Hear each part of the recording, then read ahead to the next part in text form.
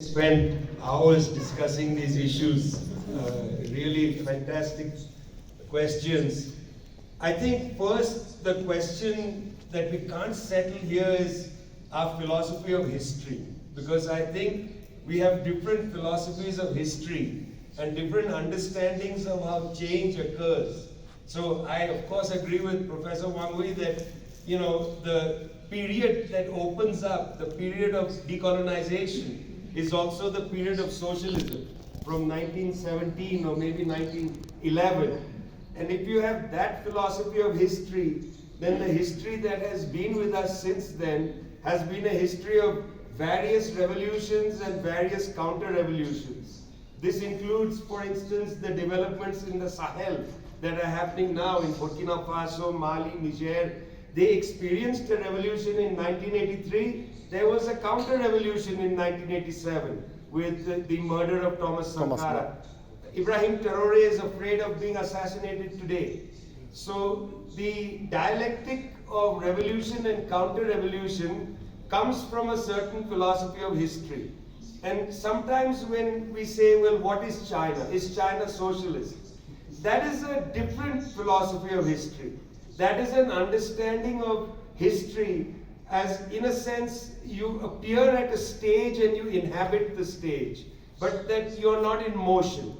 I believe in a much more orthodox Marxist approach to the philosophy of history, where something like the People's Republic of China, established in 1949, is not the beginning of socialism. It is the continuation of a struggle, of the dialectic between revolution and counter-revolution, even within China, not just outside, even within China. So I think it would take a long time to establish our separate philosophies of histories, but I would very much like to invite you to historical materialism and dialectics. It's an excellent address, and you can come and spend your life in that building, and I'll be happy to share a room with you there. It's a lovely place.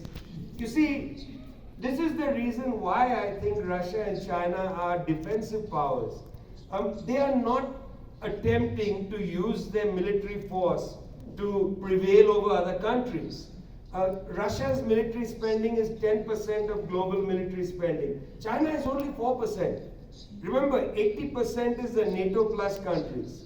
So how can 14%, if you combine them, and by the way, China and Russia do not have a military alliance, unlike NATO. So I'm artificially combining them into 14%. That is still much less than 80%. Just in terms of factuality, you can't say 14% to 80% is two aggressive powers. That is a fact of Western propaganda, that China wants to go and take over the world. It's not true. I don't think it's true even to the Indian government. And by the way, the Indian government most likely is going to walk out of the quadrilateral security dialogue publicly. It has already withdrawn, and that's why the US government created the Squad with the Philippines instead of India. One should not exaggerate India-China disputes. I think both are quite realistic in their understanding of what is possible, what should be the future, how should these countries carve out a diplomatic space. India has just increased the number of visas for Chinese nationals to come to India. This is a huge development.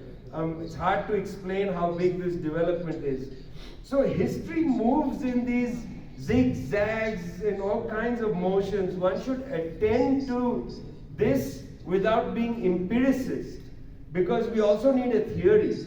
And this is the last point, and I'm saying this to you as members of Claxo, most of you from Latin America. We need to stop criticizing imperialism and neoliberalism alone. There are too many books downstairs that are critiques of neoliberalism. We need books that advance our own propositions. What are our ideas? What is our development strategy? In our institute, we started a project called Towards a New Development Theory. Partly it's occasioned by my frustration with the direction that dependency theory went in. Dependency theory became too much the negation of capitalism. But we need to be out there championing what will socialism look like.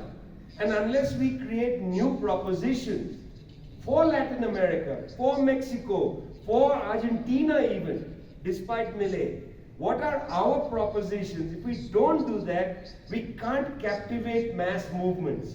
You see, what's happened is we have become as intellectuals too focused in winning the academic debate. But our debate is not inside the seminar room. Our debate is in our society.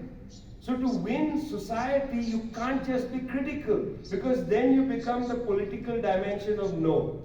And we are the political view of yes. What are we saying yes to?